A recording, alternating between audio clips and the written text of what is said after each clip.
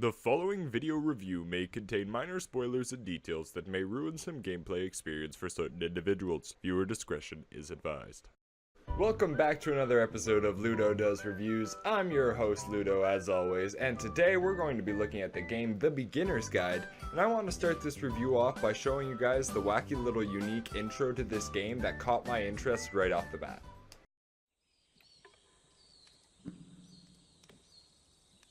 Hi there. My name is Davey Reedon. I wrote The Stanley Parable, and while that game tells a pretty absurd story, today I'm going to tell you about a series of events that happened between 2008 and 2011. We're going to look at the games made by a friend of mine named Coda. Now, these games mean a lot to me. I met Coda in early 2009 at a time when I was really struggling with some personal stuff, and his work pointed me in a very powerful direction. I found it to be a good reference point for the kinds of creative works that I wanted to make. Right? Like, what a different way to start a game. The actual developer sounds like he's sitting down having a conversation with you. I never experienced anything like this before, so it really intrigued me having this element of conversation between you and the creator right at the very beginning. And it continues on through the whole game too, which I thought was really impressive. What really kind of makes this idea stand out from the rest of the crowd too is that the game features no traditional game mechanics. I mean, there's no jumping mechanics, you got no puzzle mechanics, no kind of shooting or nothing like that. No, if anything, I wouldn't even call this a game, more of an interactive experience or art piece.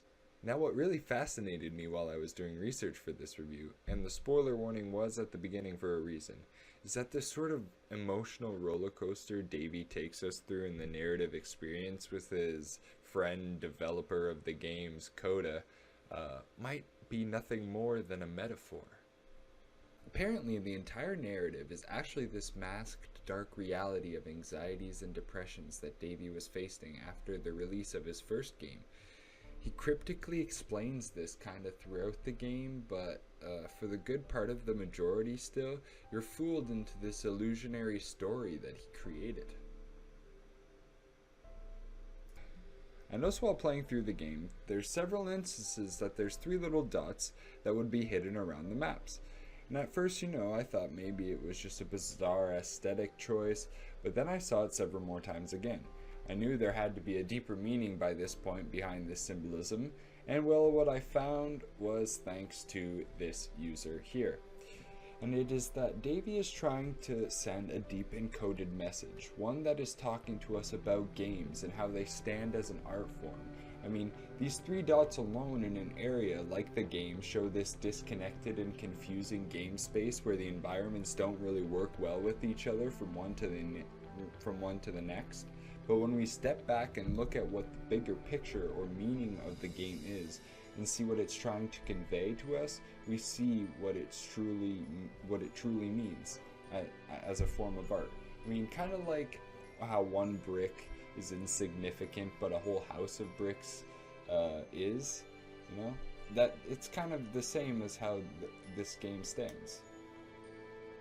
What kind of shocked me too is that even if you didn't enjoy the experience he takes you through, it's completed in about an hour and a half. And for those of you who don't know, that falls under Steam's allowed return policy of 2 hours of playtime. So even if you don't want to spend the money, or you don't want to keep the game, or maybe you didn't even like it, Davey still gives people the opportunity to go experience his story and then promptly return it. So there's no reason why I think people shouldn't go out and try this absolutely unique, one-of-a-kind take on video games. The music and narration is absolutely beautiful and meaningful. While the gameplay being a little stale with map design and things like that, I still think it complements strongly what the game is trying to convey. I think this game is important in the way we perceive what a game is, because the experience really makes you think and push you in directions that no other game really has attempted before. So for that, I really reward them.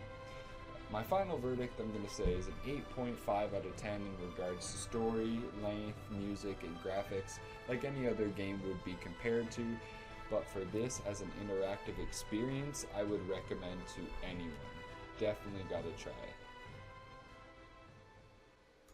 Thank you guys so much for watching. As always, I'm your host Ludo with Ludo Does Reviews, and I will see you guys in the next video.